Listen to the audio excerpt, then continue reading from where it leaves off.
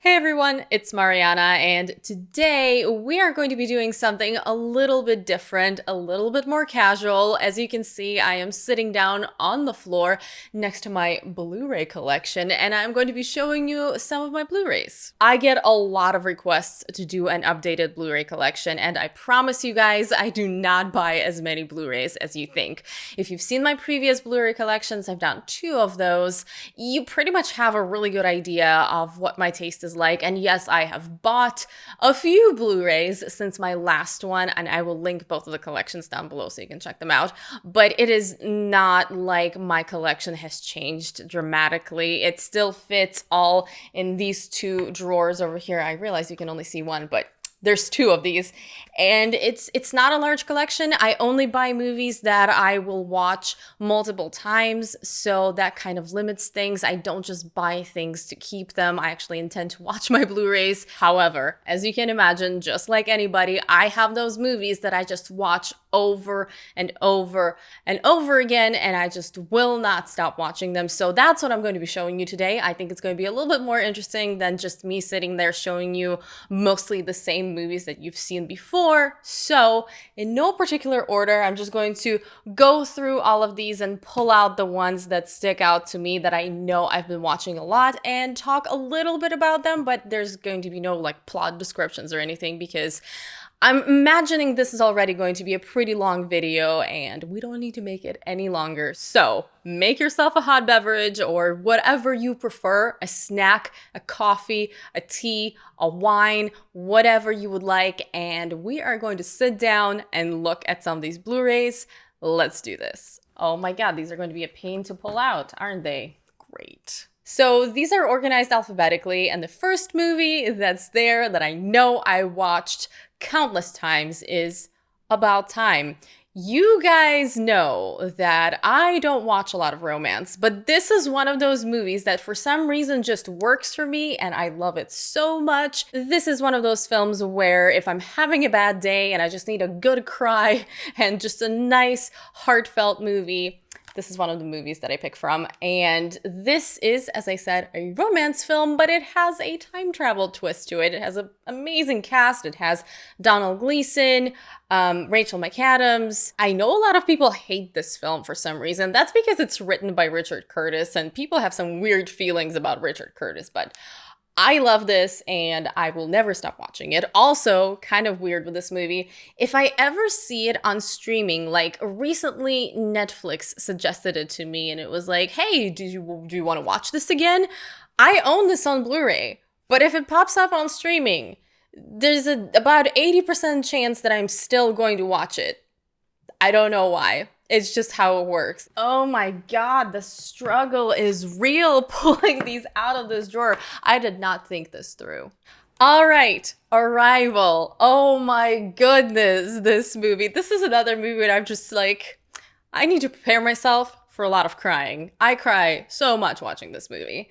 I don't know what it is with me watching movies that make me cry, but I just want movies to make me feel things, all of the things preferably, and Arrival is one of those. It's easily one of my favorite films of all time. I get this movie, and this movie gets me. It's science fiction the way I like it. It is a beautiful film, and if you, for some reason, have not seen Arrival, what are you doing? This is one of the best films ever made. I don't think I can overhype this movie because I truly will fight anyone who says this is a bad film. Like, we need to talk. You need to come over, we need to watch this, and we're gonna talk about your opinions. Atonement. Okay, this actually is a film that I don't watch as much recently as I used to, but I used to watch this so much. I saw it in theaters. I went through this whole phase when I was obsessed with Keira Knightley, and this was definitely the movie to watch if you love Keira Knightley. I've read the book. The book is amazing as well, and this, in my opinion, is, if not the best, then definitely one of the best film adaptations. Once again, a movie that's gonna make you cry. There's definitely a trend going on. I just like being emotional watching movies. That's the thing. But yeah, Atonement, beautiful period drama. This, surprisingly, is one of my most watched movies. All right, this next one, I did not cry while watching it, so, we're on a good track here. Black Swan, an unexpected favorite, I think. I don't think people know how much I love this film, how much I love Black Swan. And this is the kind of film where if someone hasn't seen it, this is like my opportunity to show them a film that really I just want to watch. It, once again, really speaks to me for some reason. I love the cinematography. Natalie Portman's performance is fantastic. It's weird. It's my kind of weird. And to go along with this, I think I've mentioned this in one of my previous videos, but to go along with this, there's a perfect companion piece, and that is Whiplash. This film is also something I watch all the while. I am sorry about all the glare that's happening. I'm going to try to angle it so it doesn't glare, but yeah. Whiplash is another film that I watch all the time, and I love it. Just these two, the whole chase of perfection and the ambition. I love everything about these two movies. Whiplash was my favorite film of 2014, I believe it was. I saw it in theaters and I was just mind blown. I was at the edge of my seat the entire time. I forgot to breathe quite a few times while I was watching this movie, so it was great. It's great. These two go really well together. If you're looking for a really intense and really strange double feature, try those two. It's great. Okay, this next movie I'm getting is back to crying while watching things. I am struggling once again. Brooklyn. Actually, I have a review of this, so you can check that out for my complete thoughts on this film, but this is wonderful. I love Saoirse Ronan, and the whole, obviously, being away from home speaks to me because I, moved to the United States when I was almost 17, and it was an interesting experience. I definitely was not mentally prepared to move to a different country, so I relate a lot to this film. And it's, once again, beautifully acted, and the dialogue is just brilliant. It's really funny. It's really heartfelt. Love this film. I actually, just talking about it makes me want to watch it. Casino Royale. I was never a James Bond fan until I saw this movie.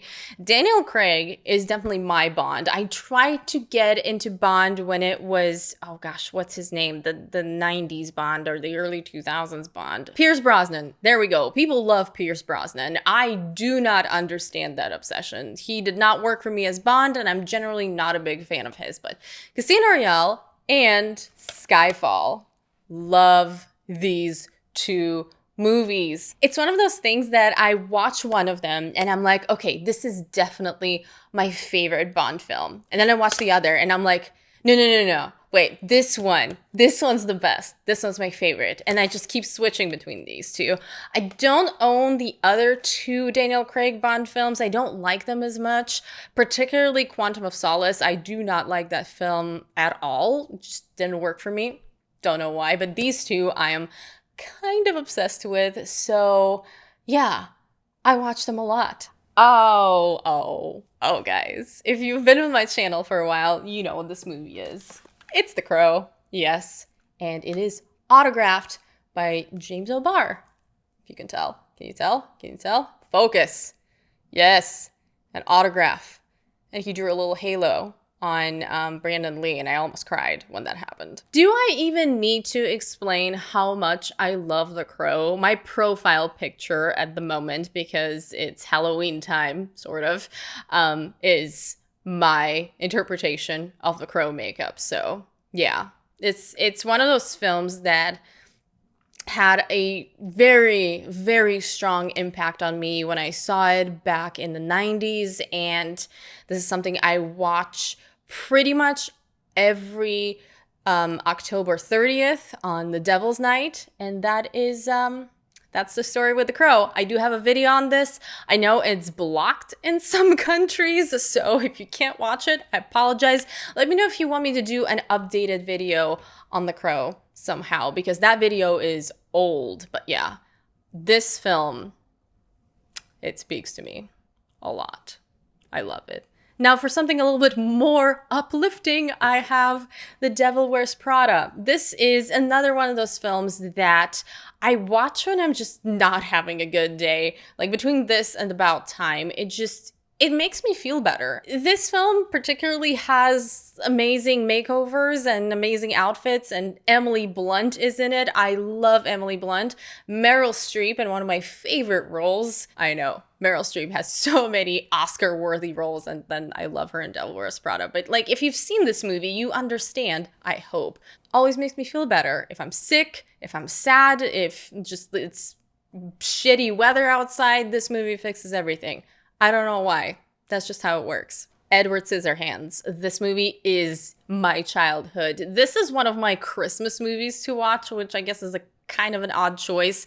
But yeah, I love it. It's back when Johnny Depp was not like a taboo to like, and his movies were considered good. And this is also Tim Burton, and that's back when his movies were considered good. It's how long it's been. But I love this film. It's just such a weird, like, Tim Burton fairy tale that I can't not love it. And the score is absolutely gorgeous. It's so whimsical, but it's kind of dark. It's such a weird story. Like, if you haven't seen Edward Scissorhands and you're like, this movie seems really strange and probably is bad, no, this movie is great, and it's quite unusual. I love it. It's beautiful. My kind of fairy tale. This is another blast from the past. The Fifth Element. Can you tell I grew up in the 90s, guys? This one was one of those films that made me think I was an action fan. I do enjoy action, and there are quite a few action films that I really like, but this whole sci-fi action situation is definitely a subgenre that I wish we had more movies in that were really, really good. This movie is great. Young-ish Bruce Willis, Mila Jovovich, just crazy stuff. Aliens, futuristic setting, really iconic looks, and just, it's so much fun. And it's really funny. Look at this steelbook too. Like, guys, can we talk about this art? I love it. I'm so glad I got this. This one may be a little bit unexpected, but it's kind of emerged as my go-to holiday film. I haven't seen this. I'm kind of breaking my rule. I haven't seen this like a million times. I think I've seen it 3 or 4 times at this point. But this is something I just have to watch during the holiday season every year for some reason, ever since it came out. And I'm talking about The Hateful Eight. This is backwards. I mean, like, The Hateful Eight. Beautiful poster art here. I gave this movie 4 out of 5 stars when it came out, and I stand by that rating because I don't think this is Tarantino's best, and it is not a perfect film by any means, but there's something about it that I'm just addicted to watching. It's movie magic, apparently, but yeah. Love this movie. Let me know if any of you like have the urge to watch this every winter ever since it came out. It's not that old. You know what I mean. But yeah, you best believe I'm going to be watching this in a couple months. What do you know? There's another winter movie here, and that is The Holiday. You guys are going to be like, you have a really strange taste in movies. How do you go from The Fifth Element to The Hateful Eight to The Holiday? But, you know, here we are. I have such beef with people who say that Jack Black is not a good, like, romantic lead in this film. What are you talking about? Jack Black is the most charming character here. I love Miles is his character. I love him. The cast is Cameron Diaz, Kate Winslet, Jude Law, and Jack Black. That is everything I need from a romantic comedy set around the holidays. I know this is once again one of those films that people look down upon, and there are people who think this is an awful film, but you know what? Whatever. This is one of my go-to holiday films, and can't stop, won't stop watching it. Ah, here comes another Denis Villeneuve film. We are talking about Incendie. This film, I watched it the first time, And I had to pause during a specific moment and think, wait, did that just happen? I rewinded the film to make sure I didn't miss anything. And I watched it again. I was like, nope, that's definitely what we just went with. Holy shit, this movie is something else. It's just such a journey. It's such a story. It's such a heartfelt film, but also such a dramatic, like intense story. Like, my God, I don't think a lot of people have seen this. At least I don't see a lot of people talk about this film, and this needs to be talked about. It is in French, so maybe people just don't like reading subtitles once again, but guys, this is so worth reading subtitles for, and it just gets better and better every time you watch it. I thought that maybe on a rewatch, because I knew like the big thing about it, it won't be as powerful, but no, no, this hits hard every freaking time, and it's amazing. It's a great film. So next up is a movie that I don't really need to talk about because I feel like I've talked about it so much in other videos, but it is my favorite Tarantino film, Inglourious Basterds. I mean, Inglourious Basterds. This movie is a masterpiece. That's just it. I love it. I love everything about it. Moving on. All right, back to sci-fi and back to crying because we have here Interstellar. I love Interstellar. Once again, come fight me about it. I love this movie. I know people have an issue with the ending, and I understand why. However, I will defend this ending because I don't think it's a bad ending. But even if you don't like the ending, I just don't understand how the last like 5 minutes of the film can mean that the entirety of the greatness that came before that is just now ruined and like now doesn't matter and is now not good. I can't get in that mindset. I love Interstellar, and the one scene where Matthew McConaughey cries watching a video message, it's just, if I were to play that scene right now on my laptop, I would cry. It happens every time. I've tested this theory. It works. If you wake me up at 3 a.m. and you're like, hey, watch this scene, I'm going to cry. It's going to happen. But yeah, I love great sci-fi, and this is great sci-fi. If you want me to review this film and tell you about why it's great, I'll do it. Let me know. We are halfway through my movies, so we're making progress here. Next is La La Land. I am obsessed with this movie. This is much like About Time, a movie that if it pops up on streaming, if they put it on HBO or on Prime or wherever, I'm going to watch it even though I own the Blu-ray. And I'm going to watch the Blu-ray like at least twice a year because I love it. I own the soundtrack. I just was listening to it yesterday. I listen to it a lot. La La Land is just part of my life. And yeah, I do have a review of this that you should watch where I tell you why this is an amazing film. I love everything about it. And that's 2 Damien Chazelle films on this list, so to speak. It's not a list. In this video. How can you not love La La Land? I just don't understand. It is such an amazing film. Oh. Here we are. The Lord of the Rings trilogy.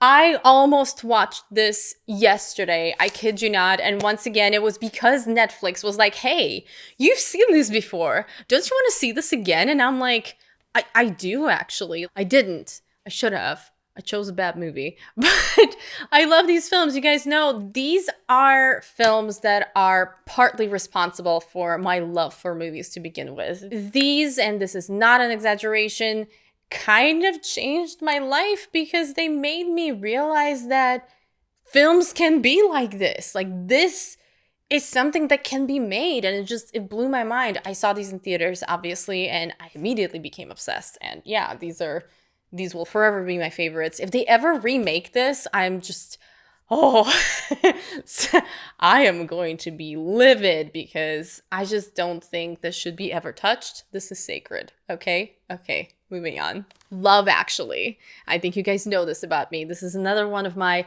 holiday must-watch movies and another one of those movies that endlessly makes me cry.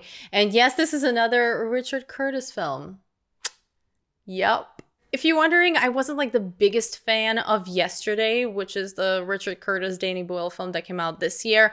I did really enjoy it. I thought it was adorable, but it's nowhere near About Time or Love Actually for me. And yeah, I freaking am going to watch this holiday season, and I am going to cry.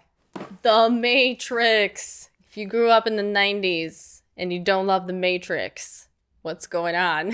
I mean, it's The Matrix. How can you not love The Matrix? I love this steelbook, by the way. I just got really distracted by it. I actually don't watch it as much anymore as I used to. I used to watch this all the time, but I think it's actually been a few years since I've seen this, but it doesn't matter because like that's never a bad time to watch The Matrix.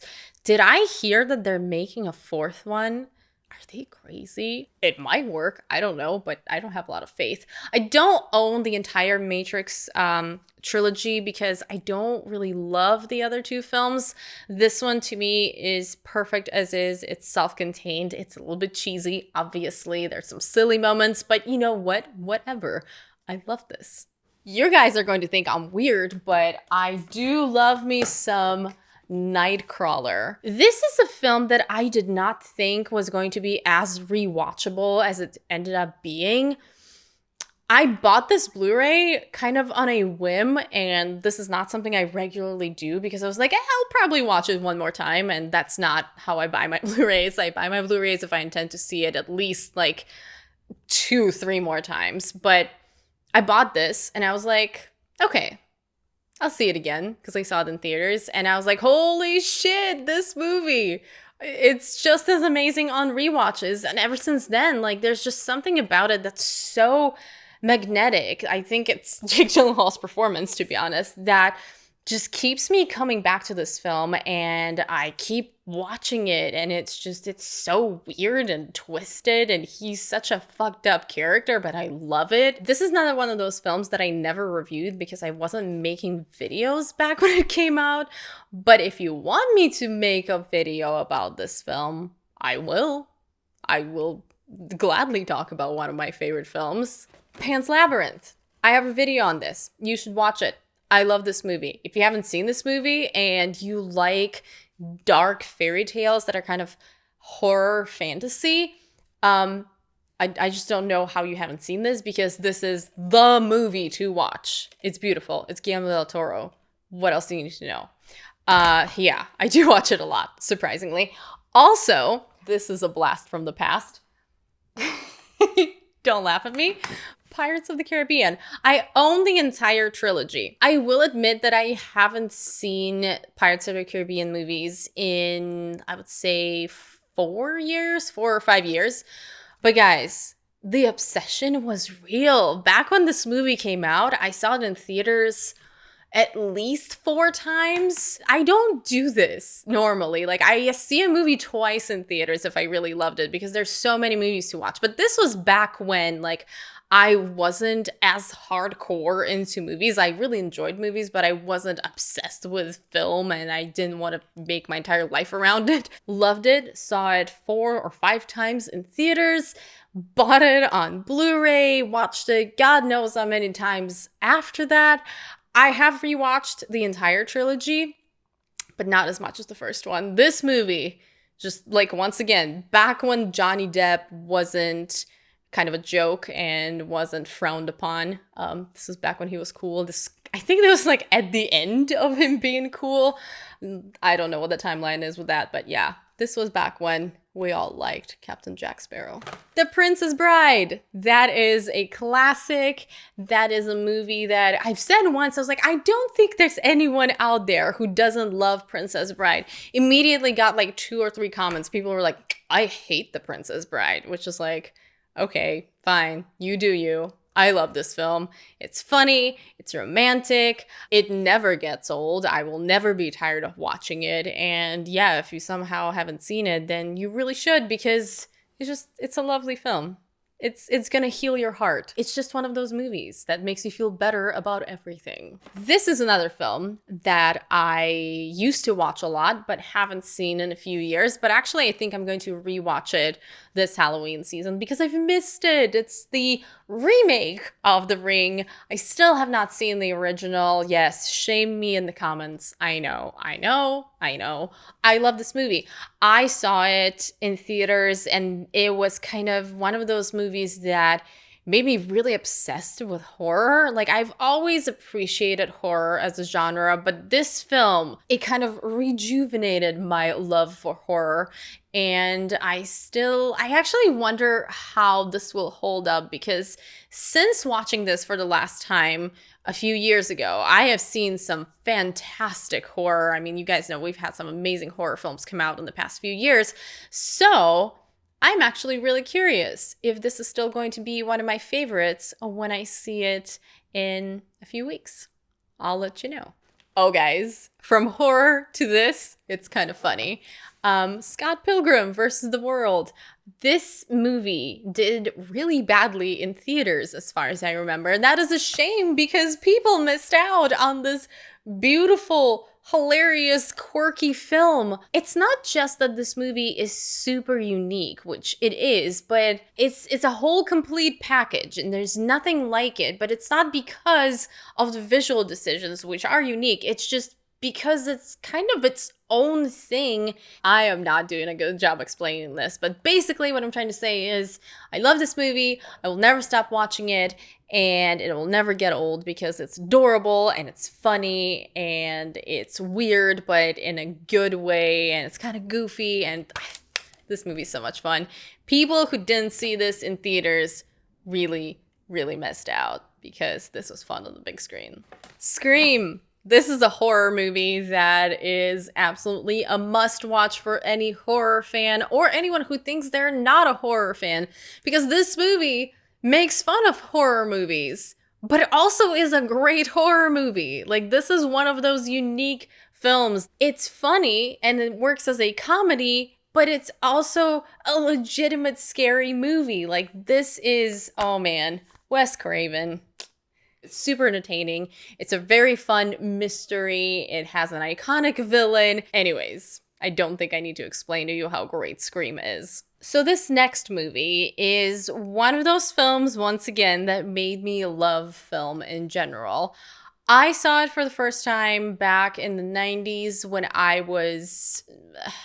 didn't know what I was watching. There was a lot of odd movie stuff going on in the 90s, but I saw this film, and I immediately became obsessed with it, and I watched it so many times growing up. I watched it as an adult, and it has still been great. I just read the novella that this film is based on, and all it made me want to do is watch the film like 20 more times at least. And I'm talking about The Shawshank Redemption, because this is one of the best films of all time. It doesn't sound like a film that would be that amazing, and you watch the preview and you're like, okay, this seems like a good movie. And then you watch it and you're like, wait, this is actually a masterpiece and like one of the best films ever made. You cannot overhype this film, and is also, like Atonement, one of the best adaptations from book to screen, if not the best, because, yeah, it's fantastic. I don't know why I'm trying to sell people on The Shawshank Redemption, because this movie really needs no introduction. But yeah, I obsessively watched this film, and I need to see it again because I miss it. Snowpiercer, guys, that's another unlikely holiday time film. There is a Happy New Year moment in this film, and that to me equals I need to watch it around the holidays. You know, this is a crazy fun and creative action film that is set in the near future. It's kind of dystopian. It's a little bit sci-fi. Tilda Swinton is crazy and kind of amazing in this, which is what she always is. Chris Evans, that is probably one of my favorite roles of his, and it's so different. It's so dark for him. Like, you watch this and you're thinking, Captain America, what happened to you? Because he's just killing people with an axe Like, it's no big deal. And then you find out more about his character and you're just like, wow, okay, that's Chris Evans now. Cannot unsee this. But yeah, it's a wonderful film. It's set on a train and you should watch it because it's a ride. No pun intended. Wow, it's a ride on a train. I'm gonna stop now. When Harry Met Sally is another one of those holiday time films for me. It's not particularly wintry, but once again, there's a New Year's portion of this that makes it feel like I need to watch it around the holidays. But this is also a very, very good romantic comedy that feels very realistic and very honest and very timeless. Some of it is starting to show some age, and that is definitely present. I watched it, I think, last year or the year before that, and I noticed that, but it's honestly not a problem because amazing romantic comedy that is not cheesy, that actually is super iconic, and I love it. Highly, highly recommend it, especially if you like those romantic comedies about adults, like not just young people in their 20s who are kind of adults, but kind of just meeting and trying to experience life. This like covers a long period in time of these people, and it's kind of different. I love it. Is that it? You guys, I think that's it. I see Whiplash in there, but we already talked about Whiplash, so I don't need to talk about it again. Wait a minute, I missed one. Last movie, guys. Last movie, and that is V for Vendetta. This is a movie that I didn't see in theaters because I was like, oh, this looks so cheesy. This looks like it's gonna be bad. And I judged this movie by its trailer and by its poster for quite a while. And then my husband was like, no, you need to watch this movie. What are you doing? You're gonna like this. And I watched it and I was like, I take it back. I am a judgmental person who judged the book by its cover, so to speak, and this movie is a lot of fun. I still need to read the graphic novel. I heard it's really good, but I do love the movie, and every time I watch it, I think, you know, I'm gonna think it's cheesy this time, but no, somehow it just works, and yeah, it is a little bit cheesy, not in a bad way, like in a good movie kind of way. Do you know what I mean? Sometimes movies need a little bit of cheesiness to make things work, and this thing does it. And once again, a beautiful performance by Natalie Portman, but Hugo Weaving in this, even though you don't really see him, obviously because he is V and he's wearing a mask, I love it. He has a very iconic voice. Anyways, we are going to end this on V for Vendetta.